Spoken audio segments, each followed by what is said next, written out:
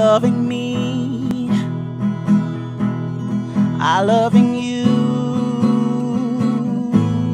Mothers and fathers, husbands and wives, sisters and brothers, friends for life, won't live in the past. All I wanna do now is making it last. It's time for another conversation. Welcome to Making It Last podcast. I'm your host, Noreen Daly, where it's all about helping us to have better relationships, not just with ourselves, but with other people. And I'm about to have a conversation with Dr. Wesley Willis. He's a psychologist and a speaker. Welcome, Dr. Willis. Thank you for having me. Now, when I asked him how should I introduce him, he gave me those two words. But I want him in one sentence right now to just tell me a little bit, or a sentence or two, a little bit more about Dr. Wesley Willis. Thank you. Like you said before, I am a licensed psychologist, licensed social worker, and a registered nurse. I practice here in the United States with couples and families, all about relationships and positive, healthy living, both from a mental health standpoint and a biophysiological standpoint. Okay. Just before we get, you said a bio what? Biophysiological. Okay. So for somebody who's listening and that sounds very academic, how would you describe that in layman terms? So the way that I perspective is kind of we impact our environment. Mm-hmm. So where we live demographically, so it's not just kind of like, again, our own physiological standpoint, like in terms of your internal health, but also how the health of your environment impacts you. And they all play a very central role. Okay.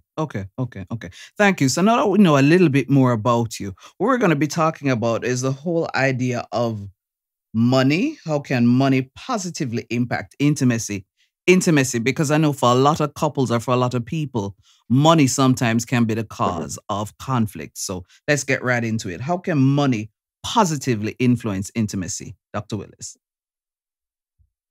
Well, I think when we think about it, money, let's just be quite free about saying that money does offer us access. Sometimes in terms of when you find people who have money, they tend to have like greater access to things, greater access to not just not just kind of housing and different stuff of that nature that makes it more comfortable, but also just the nature of being seen, having things like, oh, if I have like sexual dysfunction, I can go chase down all of these different specialists that can help me overcome that. Or I can go ahead. So that's what I mean by access. So that's, I think, one particular standpoint, that money, having access to money and greater money in the bank does provide for an ability to feel comfortable and have greater intimacy with comfortability.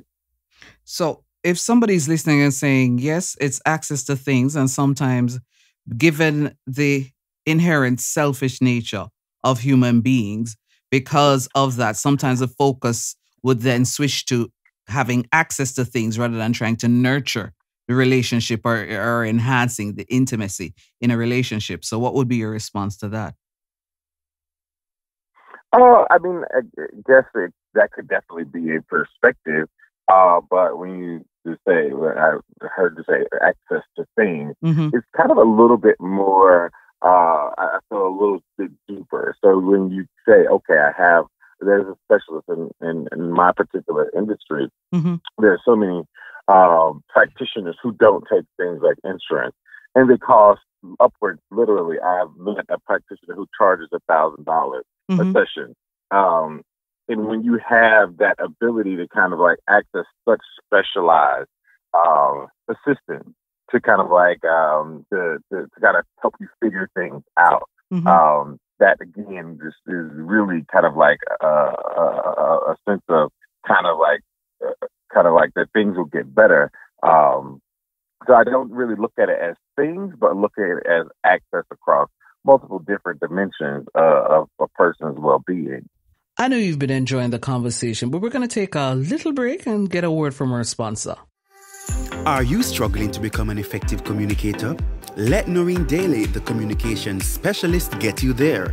Services include communications consultancy, one-on-one coaching, public speaking and debate training, leadership and team building sessions, plus much more. Visit noreendaly.com for more info. Noreen Daly, redefining the way you communicate.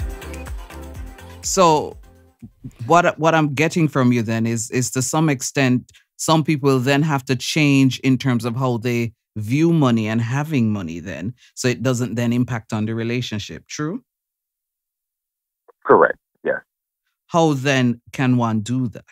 Because I'll give myself as an example. One of the things that I've been thinking about for a while that I haven't, well, earlier or when I was younger, I don't think I was taught too much in terms of how to manage money or how to view money. And sometimes I think if in high school or maybe even in a church setting, people were introduced to money management, how to, influence wealth, all of those things that I'm now learning as an adult, I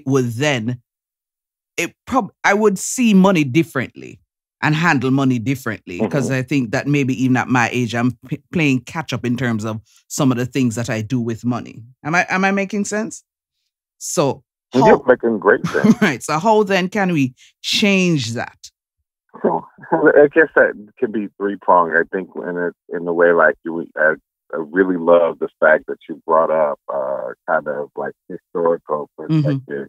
Like if I had been raised differently, if somebody had started these conversations with me earlier, as opposed to kind of just letting me find them out, or those modeling experiences where we watched our parents. I personally watched my parents like struggle financially. They're not making smart money decisions and not really being brought into that conversation. Like, this is how you start thinking about credit cards and all of the like. So I think the first part is sitting down with our children, I think especially as people of color, and having those conversations early about money and about the connectedness with money, and how that can play out for the rest of their lives, and making smart decisions so they can have a level of comfortability where they can focus on sometimes some other things in life, as opposed to kind of like the more negative, like a rote everyday thing of like, oh, I got to get this bill paid and the like, versus I've created, a nest egg, or I was smart with how I chose to use my money earlier on. So I think that's one. I think the second part of that is definitely from the fact of just sitting down with a professional, both whether it be a financier who is gifted in having conversations about our emotional attachment with money. One of the things I talked about on a show previously is a lot of times I think that as individuals, when we grow up, we operate from with money as a sense of scarcity, as opposed to a sense of plentifulness. Yes. I feel like when you operate from a sense of like, this money is scarce and I have to hold on to it, the way you function with it in your brain becomes very different, and it impacts your everyday life versus from a sense of like plentifulness and comfortability. That is so true. That is true. How then, given the fact that, well, a lot of females grow up being cultured thinking, and I'm not saying that it's a wrong thing, that the man is the provider. So, but the man being the provider, he then should be the one to make the financial decisions, even though maybe he might necessarily be the one who is the one best suited to do that. How then would be, because that can then impact on the relationship and the level of intimacy. What are your thoughts on that? So, I mean, in terms of how women should be thought to look at, I guess one of the things is also being a registered nurse and a social worker. I work around so many women in these professions who are so incredibly bold and independent. Okay. And I don't know how they have shifted their mindset to be the provider. Like, I work with a wealth of nurses whose husbands whose husbands are both take care of the home and are nurturers. And I'm always wondering, like, when you look at kind of like what people say or what kind of like research shows is like the common perception of women, as you would say, as men being provider and then being in these professions.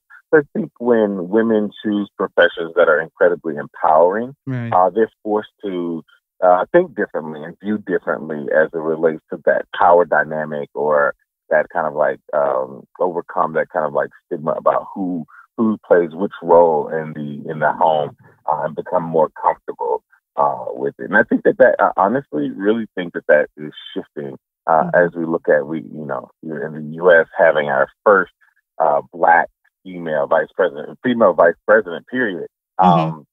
And you have women going into these roles and young girls being, very powerful and women who have husbands and have very comfortable lives and very comfortable love relationships outwardly. They kind of can say, oh, I don't have to be this fall into this mold and the like.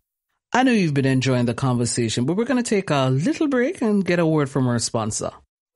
So, the whole idea of a branding strategy sounded so exotic and so fancy to me. But after having several conversations with Neon, I now have a clearer understanding. I am sure of what my identity is, what it is that I want people to see Noreen Daly as. Thanks, Neon. Thanks, Splint. Visit them at wearesplint.com. One of the things that we should have done at the beginning of this conversation, though, was to set the whole context of intimacy, because there are a lot of people, when they think intimacy, they only think sex. So that's one of the things that we should have. So when we're talking about how it can influence intimacy, what do we mean? So the sense of connectedness is a very significant in intimacy for me as it relates to what I work with couples. I have had couples who have had not platonic, but non-sexual relationships for years, and are just as much in love and feel just as much as connected as someone who couples who I've been with who say, "God, my sex life is incredibly great." We just have poor communication. And so you got to look at that, and like intimacy being linked to satisfaction, being linked to sense of openness, being linked to a sense of feeling worthy in a relationship, and so intimacy is all of kind of like those things intertwined versus kind of like the sexual experiences. Okay, good. So as we're wrapping up, if it is that you had to then describe this as a 3-step process in terms of how money can positively influence intimacy, what would that 3-step process be? So the 3-step process, and for me as a therapist working with individuals about how money can impact intimacy, one, sit down and have a true conversation with yourself. On kind of like, how you view money in just a very real, raw kind of way. And it probably sometimes ways that we've never done with ourselves. And not from just like, oh, let me put down on a budget, because we all talk like this thing about a sense of a budget in black and white. But no, how do I go from a day-to-day experience? How do I, when I look at in the sense of, how I acquire certain parts of life is the first part. So the true hardcore conversation with yourself. And then I think the second part is sitting down with a professional, whether it be a therapist, whether that be with, again, a financial advisor who's well connected and understands that there are levels to how we connect with money, both just emotionally, both that can be subconsciously and consciously even. And I think the third part of that is, if you are engaged, is to learn how to be kind of very real with everyone kind of in your environment. Like I would say, these are conversations that I have with my friends who are very, very close to me.